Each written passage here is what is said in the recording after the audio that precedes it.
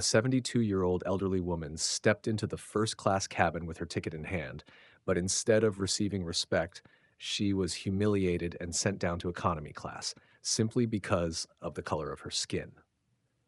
No one could have imagined that this woman was actually the co-founder of the very airline they were flying on. What happened next left the entire plane in stunned silence. Where are you watching this video from? Let us know in the comments below. Margaret Johnson walked slowly through the glass doors of Los Angeles International Airport. The crisp morning air brushed against her skin as she gently tightened the silk scarf around her neck. Her beige coat, paired with light brown leather flats, gave her an elegant appearance, despite her being well into her 70s. Deep wrinkles marked her face, but Margaret's eyes still carried a warmth and kindness, along with a hint of excitement she could not hide. This was a journey she had longed for. Her first great-grandchild had been born just 2 months ago. The little boy was the son of Lucas, her grandson, the pride of her heart. He had called her the week before, saying he had a small surprise. Yesterday morning, a first-class ticket had arrived at Margaret's door. Lucas had beamed through the phone, proudly telling her that he had saved up just to make sure her trip would be as comfortable as possible. The thought of holding that baby boy in her arms filled Margaret's heart with joy. The airport was bustling with people moving in every direction. Margaret didn't rush. She let her eyes wander, taking in the familiar energy of the place. For over 40 years, she had worked with Liberty Airlines, and these scenes had become a part of her life. But today, she was not the woman behind the scenes managing flights. Today, she was a passenger, a grandmother on her way to see her family. Margaret arrived at the check-in counter. A young blonde woman greeted her with a professional smile, but there was a brief flicker of surprise when she saw the first-class ticket in Margaret's hand. Margaret noticed it immediately, but she was used to those looks. The agent printed her boarding pass and wished her a pleasant flight. Margaret thanked her, pulled her small suitcase along, and made her way to the security checkpoint. Everything went smoothly. Margaret passed through security and entered the exclusive first-class lounge. She settled into a leather chair, reaching into her purse to pull out an old book, her trusted travel companion for decades. The pages had yellowed and the corners were worn, but this book had been with her on countless journeys. Flipping through a few pages helped calm her amidst the constant rush of airport life. About 30 minutes later, an announcement called for boarding. Margaret closed her book carefully, took her suitcase, and headed toward the gate. The ground staff smiled politely, but again showed a brief moment of surprise as she stepped into the first-class boarding lane. Margaret offered a gentle smile in return. She was used to this. As a woman of color, she understood all too well that, to some, an elderly black woman, even one dressed as gracefully as she was, holding a first-class ticket, still seemed out of place. Margaret stepped onto the plane and was greeted by a flight attendant. Her name was Sarah Bennett. She appeared to be in her mid-30s, tall with neatly tied brown hair and a perfectly pressed uniform. Her makeup was subtle, giving her a polished and professional look. Sarah smiled as she welcomed the first few passengers, but Margaret quickly noticed something different about the way she looked at her. It was brief, almost imperceptible, but Margaret's sharp intuition caught it. Margaret made her way to her seat, 3A, by the window. She carefully placed her purse under the seat, adjusted the silk scarf around her neck, and settled in. Her slender, dark-skinned hands gently opened the worn book she always carried on her travels. Her fingers trembled slightly with age, but her heart was filled with peace. She sat there, waiting for the flight to take off, and more importantly, waiting for the moment she would hold her great-grandson for the very first time. Meanwhile, Sarah Bennett moved through the first-class cabin, checking seatbelts and attending to passengers with polished ease. With each white passenger, she leaned in courteously, her voice warm and accommodating. But when she reached Margaret, her pace slowed. Her eyes quickly scanned from Margaret's silk scarf to her neatly tailored coat, finally resting on the elderly woman's aged hands holding the book. Sarah's eyebrows tightened slightly. She bent down, her tone cooler, laced with subtle suspicion. "Excuse me, ma'am, may I see your boarding pass?" Margaret looked up, momentarily surprised, but she maintained her gentle smile. She nodded and reached into her coat, pulling out her ticket and handing it to Sarah. Sarah took the ticket and inspected it closely. She flipped it over, checked it again, scrutinizing it as if searching for a mistake. A middle-aged white man in seat 2B glanced over, sensing the tension. He raised an eyebrow, but quickly shrugged and returned to his phone. Sarah handed the ticket back, her voice carrying a faint edge of disbelief, mixed with reluctance. "First class, you're traveling alone?" Margaret nodded. "Yes, my grandson bought it for me as a gift." Sarah pressed her lips together and exhaled lightly, as though resigning herself to something that didn't quite sit right. She turned and walked away, but Margaret noticed the stiffness in her stride. It wasn't the same ease with which she had left the other passengers. Margaret exhaled slowly, lowering her gaze back to her open book. Yet, the words blurred together. She had spent decades in this industry. She recognized that look. She knew all too well what it felt like to be seen as someone who didn't belong. That feeling had followed her through the years, even as she rose to the top, becoming one of the co-founders of the very airline she was flying with today. But Margaret refused to let those old wounds ruin this journey. She closed the book, turned to the window, and smiled softly. Her thoughts drifted to the little baby boy waiting for her on the other side of the sky. Margaret sat quietly in her seat, gently smoothing the hem of her coat, a habit etched into her movements over the years. Her eyes gazed out the window, but in truth, she wasn't looking at anything. Her mind drifted between thoughts. The excitement of meeting her great-grandson for the first time was still there, but it was joined by a familiar feeling, one she had experienced countless times throughout her life, the feeling of being judged simply because of the color of her skin. Sarah Bennett stood at the front of the first-class cabin, adjusting the water tray on the service cart, though her eyes kept drifting toward Margaret. There was something about the elderly woman that unsettled her. Maybe it was the modest appearance, the aged hands holding that worn-out book, or maybe it was simply because the woman didn't quite fit. Sarah had worked first class for years. She knew the type of passengers who belonged there: polished businessmen in tailored suits, elegant women with designer handbags, and occasionally a celebrity or two. But this elderly black woman, something about her just felt off. Sarah frowned slightly as she thought about the ticket. It was a first-class seat, but something didn't sit right. Maybe it was a mistake, or maybe the ticket had been gifted or transferred. Either way, she felt the need to check again. Without hesitation, she turned and made her way toward the service station, where the onboard computer was connected to the airline's internal system. Margaret remained still, but her ears were sharp. She heard the click of Sarah's heels against the aisle floor, the quickened pace, urgent, purposeful. Margaret recognized that sound. It was the sound of someone rushing to confirm something they didn't believe. And this time, what they didn't believe was her. She wasn't angry. Margaret had lived long enough to know that anger was a burden she no longer needed to carry. But she felt sadness. Sadness because, despite dedicating nearly half her life to building Liberty Airlines into a symbol of progress and equality, she was still being looked at with the same doubt and suspicion as the very first day she stepped into the industry.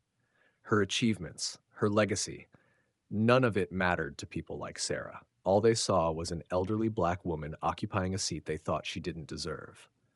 5 minutes later, Sarah returned. Her face was colder now, her expression hardened with the kind of certainty that only comes when someone believes their bias has just been confirmed. She stopped in front of Margaret, bent slightly toward her, and spoke with a sharper, more authoritative tone. "Ma'am, I'm afraid there's been a mistake with your seating arrangement. This seat, it may not be yours. We'll arrange a seat for you in economy class. Please gather your belongings and follow me." Margaret slowly looked up. For a brief moment, she noticed the eyes of other passengers turning toward her. Some pretended to scroll through their phones, but she knew they were listening, watching. A few raised their eyebrows, curious. A middle-aged man in seat 2C even shook his head slightly, as if this was just another all-too-familiar scene. "A mistake?" Margaret asked, her voice still gentle, but now with a subtle weight beneath it. "This is my seat. My ticket clearly says first class." Sarah hesitated for a split second, but quickly regained her stern composure. I understand, ma'am, but I've checked our system, and there may have been an error when booking your ticket. Situations like this happen more often than you'd think. I'll have one of my colleagues help you find a more suitable seat in economy. The way Sarah said the word suitable stung Margaret like she had just been quietly downgraded on some invisible scale of worth. A brief silence hung in the air. The passengers around them held their breath, waiting to see how the elderly woman would react. Margaret could see it in their eyes. Some were embarrassed, some indifferent, but all of them hoped she would let it go. Because if she didn't, they would be forced to witness, to get involved, and to confront that uncomfortable feeling of knowing they had chosen to stay silent. Margaret took a slow, deep breath. She had weathered countless storms in her life. She understood that sometimes stepping back wasn't weakness. It was simply because she knew her worth was beyond question. "All right," she said, her voice calm and steady. "If you're certain, I'll move." Sarah was caught off guard by Margaret's composure, but relief quickly washed over her. She stepped aside to let Margaret pass.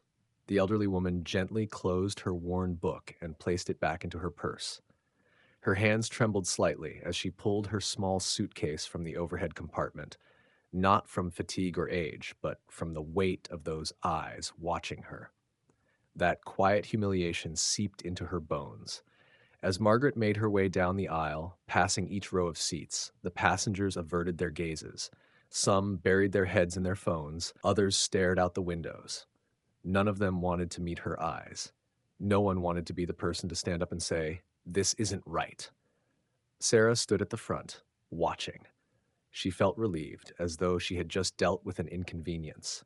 She turned her back and continued her duties, moving through the first-class cabin as though nothing had happened. But Margaret knew this was far from over. She took her seat in the cramped economy section, placing her bag at her feet.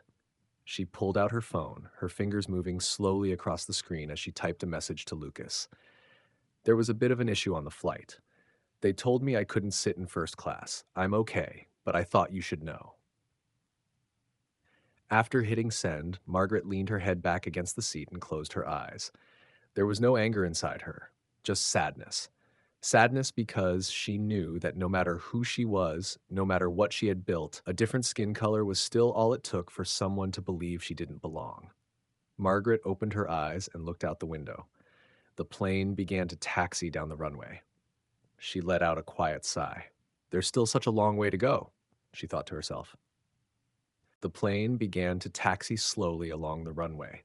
The low hum of the engines filled the cabin, causing a gentle vibration throughout. Margaret leaned her head against the seat, her eyes gazing out the window. The lights on the tarmac blurred as the aircraft shifted direction, preparing for takeoff. She tightened her grip on the handle of her purse resting on her lap, as if drawing comfort from something familiar. Sarah Bennett walked down the aisle, her eyes scanning the economy cabin with indifference. She had stopped thinking about Margaret. As far as Sarah was concerned, the issue had been dealt with. The elderly woman had been placed in her proper seat. First class was once again restored to what Sarah believed it should be, an exclusive space reserved for those who belonged. Margaret could feel it, the way Sarah glanced at her while walking by. It wasn't the look of someone offering service, it was the look of someone reassuring herself that everything was back in order. Margaret had seen that look countless times before. From the days when she was the only young black woman working in an office full of white men, to the years when she became a manager and later an executive at Liberty Airlines, that look had followed her, like a shadow woven into her journey. The economy cabin was more cramped, filled with quiet chatter and the occasional laughter of children, so different from the hushed, distant atmosphere of first class. Yet strangely, Margaret found comfort in the noise. Here, at least, she was not an anomaly. She was just another passenger. She checked her phone. A message from Lucas had come through. "Don't worry, Grandma. I'll handle it. Just get comfortable and enjoy your flight." Margaret smiled softly. She knew Lucas. The little boy who had once run to her, crying after being bullied, was now a man with a family and a career. But to Margaret, he would always be that child, sitting beside her, listening as she taught him to stand tall in the face of injustice. Less than 10 minutes after the plane had leveled off in the sky, a voice echoed through the speakers. It was the captain, Michael Roberts, his tone steady, professional, yet with a certain warmth. Ladies and gentlemen, this is your captain, Michael Roberts. We are honored to have you on board today. We'd like to extend a special welcome to Mrs. Margaret Johnson, one of the founding members of Liberty Airlines. It is a privilege to have her with us on this flight.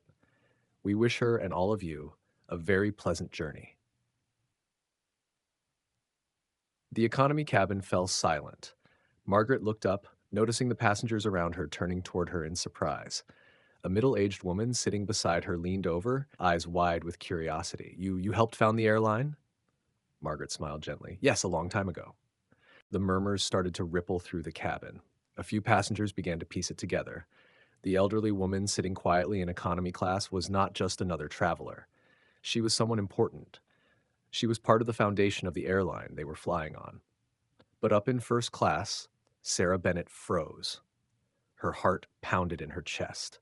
Her hands gripped the neatly folded service napkin so tightly her knuckles turned white. It felt like all the blood in her body rushed to her face, then drained straight to her feet. She couldn't believe what she had just heard. Margaret Johnson, a co-founder of Liberty Airlines? Sarah stumbled back toward the galley, her pulse racing. Her mind replayed every glance of doubt she had given Margaret, every condescending word, every dismissive look. And now every one of those actions felt like a blade cutting into her pride. The intercom phone rang sharply. Sarah already knew who it was. She picked it up, her hand trembling. Captain Michael Roberts' voice came through, calm but weighted with authority, each word landing like a hammer. Ms. Bennett, did you ask Mrs. Johnson to leave her first-class seat? Sarah stammered, her voice cracking. I thought. There must have been a mistake. The captain interrupted, his tone firm and final. I want you to escort Mrs. Johnson back to her seat immediately. When we land, I expect a full written report. And prepare yourself. You'll likely be speaking with the executive board. Sarah's stomach dropped. She hung up the phone, her hand icy cold. The pride she had built over 12 years working first class shattered in an instant. She was no longer the one in control. She was the problem. And this was not just a mistake. She had humiliated one of the airline's founders. Sarah took a deep breath, trying to steady herself. She turned toward economy class. Each step in her polished heels, once symbols of her professionalism, now felt like dragging chains. As she walked past the rows of seats, passengers stared. They had heard the announcement. They knew. She was the one who had forced the elderly woman to move. Margaret saw Sarah approaching. She wasn't surprised. The moment she heard her name over the intercom, she knew this was coming. She looked up, her eyes calm, steady, devoid of anger or bitterness.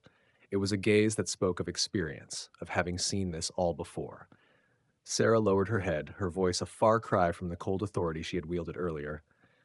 Mrs. Johnson, I'm deeply sorry for the mistake. May I escort you back to your first-class seat? That is, where you belong. For a moment, the entire economy cabin seemed to hold its breath. Passengers watched closely, knowing full well Margaret had the power to lash out, to demand Sarah be fired on the spot. But Margaret simply offered a gentle smile. Her voice was soft, but carried through the cabin with quiet strength. Thank you, but next time, I hope you'll choose to believe someone before doubting them. Sarah bit her lip, her eyes damp, and lowered her head once more. Margaret stood, gathered her bag, and began the walk back to first class.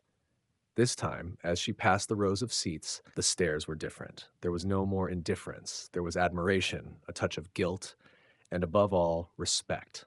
Sarah watched her go, her heart heavy. She knew this incident could ruin her career. But what hurt more was realizing that the woman she had dismissed, the woman she had seen as out of place, was in fact someone she should have looked up to her entire life. Margaret Johnson made her way back to the first-class cabin, moving slowly but with grace and quiet authority. She settled into her original seat, 3A, carefully placing her handbag at her feet. With a gentle touch, she adjusted her cream-colored silk scarf around her neck, as if nothing had happened. Her slender, aging fingers turned the pages of her worn book, but this time the words refused to register. It wasn't anger or hurt that clouded her mind. It was the weight of the shift in the air around her. No one buried their heads in phones or magazines anymore. Those who had previously ignored her now stole discreet glances her way. Some looked embarrassed, others were filled with respect, but every gaze carried the same undercurrent: shame. Shame for having witnessed an elderly woman being humiliated and doing nothing to stop it. The middle-aged man in seat 2C, the one who had shaken his head earlier, turned slightly toward her, offering a polite smile, his voice tinged with an awkward deference. "It's an honor to share this flight with you, Mrs. Johnson." Margaret responded with a soft nod, her voice warm but composed. "Thank you, sir." No one else spoke, but the atmosphere had shifted. It was as if, within minutes, Margaret had gone from being an unwelcome outsider to someone whose presence demanded respect. She was no longer viewed as an elderly black woman who didn't belong. She was now a figure they needed to prove themselves worthy of. Up front, Sarah Bennett returned to the galley. Her hands trembled slightly as she opened a storage compartment to retrieve a water tray. Her mind was blank, yet waves of anxiety crashed over her. She knew her career was hanging by a thread. She thought back to the other times she had questioned passengers of color, doubtful glances, veiled condescension, but none of them had been Margaret Johnson. None of them had the power to hold her accountable.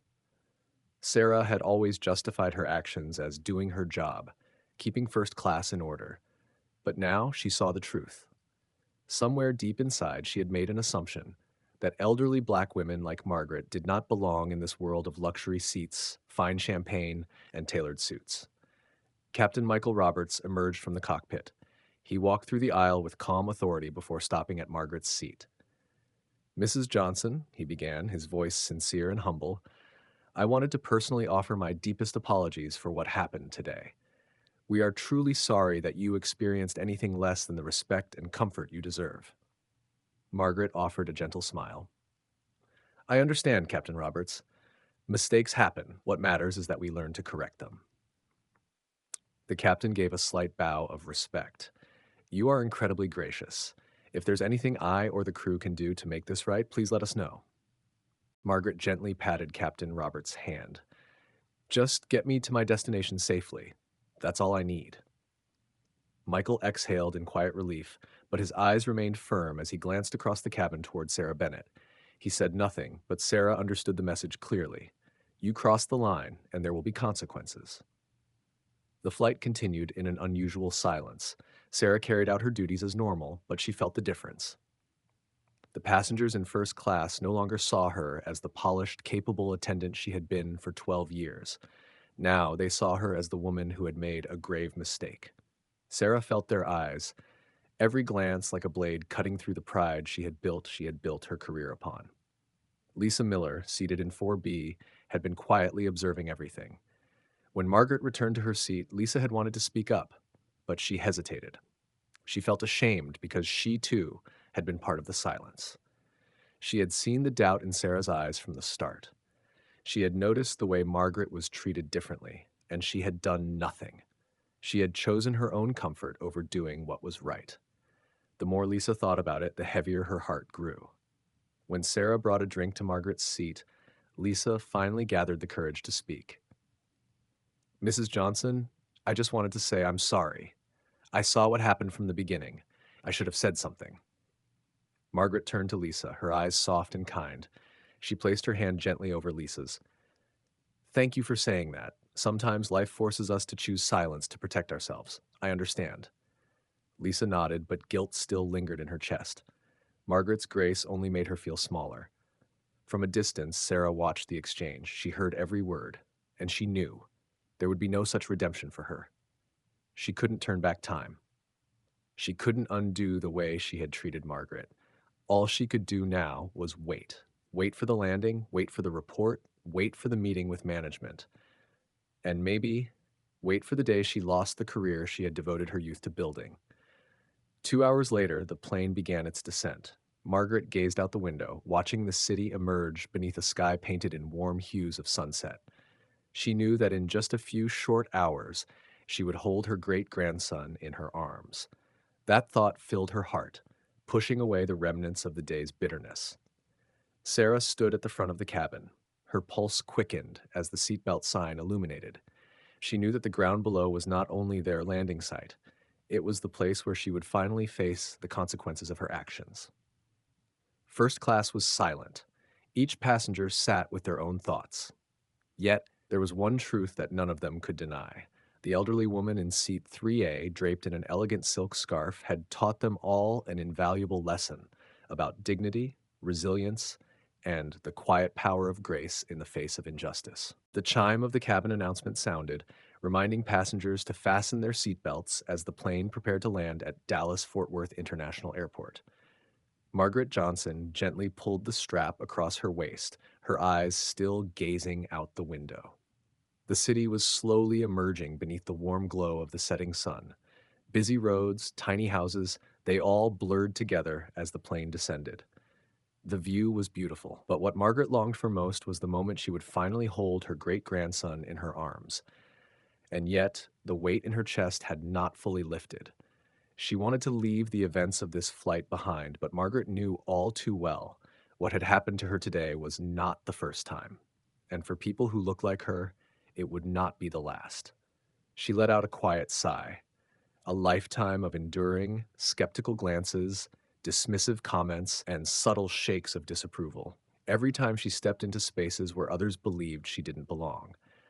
But at this age, what hurt her was no longer the insult itself. It was the realization that after all these years, so little had truly changed. In the front galley, Sarah Bennett sat with her hands clasped tightly together, heart racing. She stared down at her knees, trying to steady her breathing. Each minute felt stretched into an hour. She knew that the moment the wheels touched the ground, reality would come crashing in, and it would not be kind. Captain Michael Roberts had finished the landing procedures. His voice, warm and steady, filled the cabin. Ladies and gentlemen, welcome to Dallas-Fort Worth International Airport. On behalf of the entire Liberty Airlines crew, we thank you for flying with us. We would also like to extend our special gratitude to Mrs. Margaret Johnson, one of the pioneers who helped build this airline from the ground up. It has been an honor to have her on board. We hope to welcome her again on future flights. A hush settled over first class. A few passengers turned toward Margaret. Some nodded respectfully. Others offered small, sheepish smiles. Margaret acknowledged them with a gentle nod. She didn't crave their praise or their late recognition. All she had ever wanted was simple respect from the very beginning. The plane came to a complete stop. Seatbelts clicked open and passengers reached for their bags, but no one rushed to leave. They all sensed it. Something was about to happen, and they all wanted to witness it. Sarah Bennett approached Margaret, trying to regain the poise that had once defined her, but her eyes betrayed her. They were filled with worry. Standing before Margaret, she lowered her head slightly.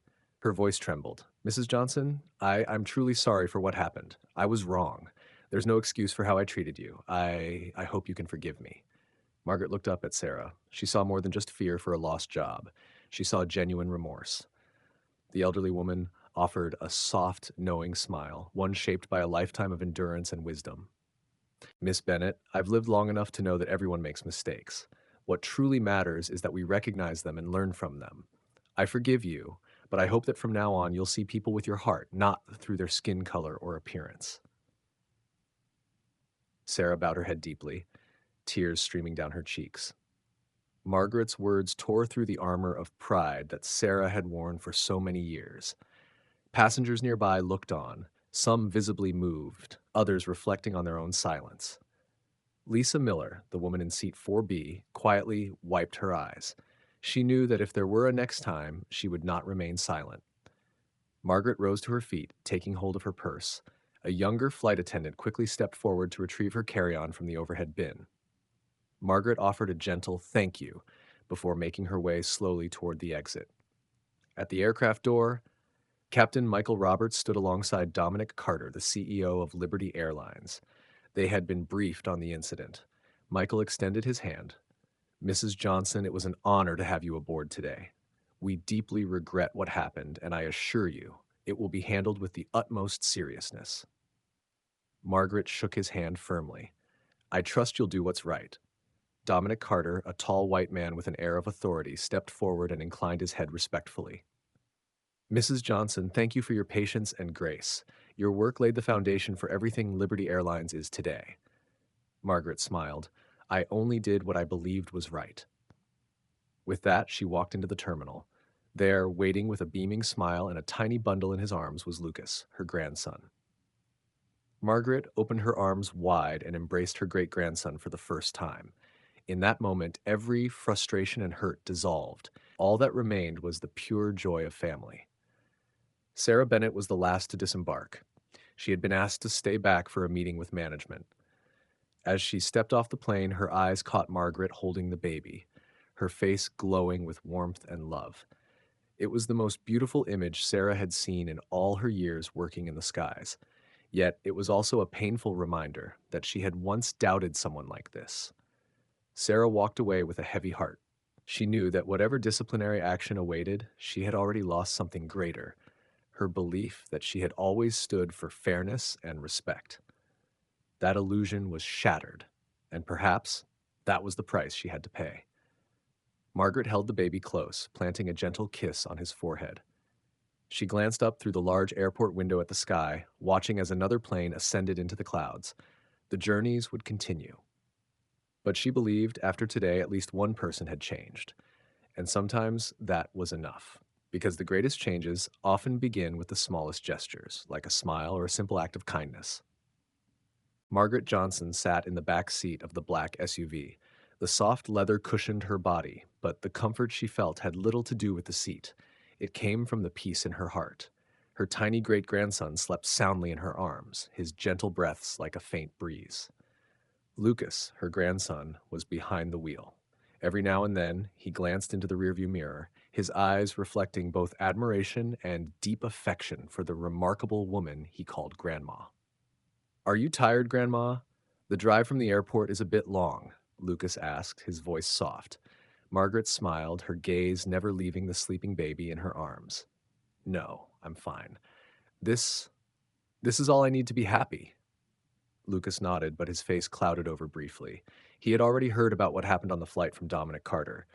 He knew his grandmother had endured yet another injustice, even though she was the co-founder of Liberty Airlines, even though she had dedicated nearly half her life to building it into one of America's leading carriers. Still, because she was an elderly black woman, people doubted her. They treated her like she didn't belong in a place she had helped create. Grandma, about today, I'm so sorry. You shouldn't have had to go through that, especially not on the airline you built, Lucas said quietly. Margaret gently stroked the baby's soft hair, her voice low and steady. I know, son, but you must understand. Change is never easy. Sometimes we think we've come so far that we've left the past behind. But then one day we realize it's still there, smoldering like embers, and all it takes is the faintest breeze for it to flare up again. Lucas tightened his grip on the steering wheel. He understood. He had grown up watching his grandmother fight for her place in an industry built almost entirely for white men. But she had never taught him to hate. Instead, she had shown him patience, how to prove his worth through his actions, not his anger. The SUV pulled into the driveway of a modest suburban home. Lucas stepped out and opened the door for Margaret, helping her out. She held the baby close, pressing her cheek gently against his soft skin as if trying to imprint this moment into her soul. That evening, Margaret sat by the window, sipping a cup of hot tea. Outside, the streetlights cast a soft golden glow over the neatly trimmed lawns. She gazed into the distance, feeling at ease. But deep down, she knew the story of today was not truly over. The next day, while Margaret was carefully arranging a few small gifts for her great-grandchildren, her phone rang. It was Dominic Carter. Mrs. Johnson, I'm calling to inform you of the leadership team's final decision. His voice carried a note of caution. Margaret set the small gift bag down on the table and spoke calmly. I'm listening. Following our meeting this morning, we have decided to terminate Miss Sarah Bennett. This was the third formal complaint regarding her discriminatory behavior, and the incident involving you was the final straw. Margaret remained silent for a few moments. She had anticipated this outcome, but hearing it confirmed still left a faint ache in her heart. Did she say anything? Margaret asked. Dominic exhaled slowly. Miss Bennett admitted her fault. She is deeply remorseful, but we simply cannot allow someone with that mindset to continue working, especially in a role that serves passengers directly. Margaret understood the necessity of the decision. It was fair, yet alongside her sense of justice, compassion stirred within her. Dominic, may I ask you for a favor? Margaret's voice was slow but resolute. Of course, Mrs. Johnson. What is it? If possible, please help her find another job. Not at Liberty Airlines, but perhaps somewhere in a different service capacity. I believe she deserves a chance to rebuild. Sometimes the wounds we carry can only truly heal when we are given an opportunity to rise from our mistakes. Dominic paused. He knew. This was Margaret Johnson, the woman who had laid the foundation of Liberty Airlines not just with her brilliance, but with her boundless grace. I understand. I'll do my best, Dominic replied, his voice filled with respect. Margaret placed the phone down. She knew there would always be others like Sarah Bennett, but she also knew that the best way to change the world was not always through punishment, but through helping people see their wrongs and offering them a chance to become better. A few days later, as Margaret prepared to return home, Lucas drove her to the airport. This time, from the moment she stepped through the terminal doors, everything was different. Staff members recognized her, bowing their heads with genuine respect. A young flight attendant approached her with a warm smile. Mrs. Johnson, it's an honor to serve you today. Margaret smiled gently. Thank you. I'm glad to be here. She boarded the plane and took her familiar seat, 3A. As she glanced around, she noticed the difference. There were no skeptical stares, only respect. The plane took off, soaring into the endless blue sky. Margaret gazed out the window, knowing the journey toward equality was far from over. But somewhere, on future flights, there might be another Sarah Bennett. Someone who would learn to see people with their heart, not through the color of their skin. And that is how the world changes, bit by bit, through the smallest of actions from ordinary people. In the end, Margaret Johnson taught everyone on that flight a lesson they would never forget. Dignity and kindness are the greatest strengths of all. Respect is not given because of status or skin color, but because of how we choose to treat one another. What do you think about this story? Share your thoughts in the comments below. And don't forget to subscribe to Stories About Kindness to help us spread more stories of goodness and humanity.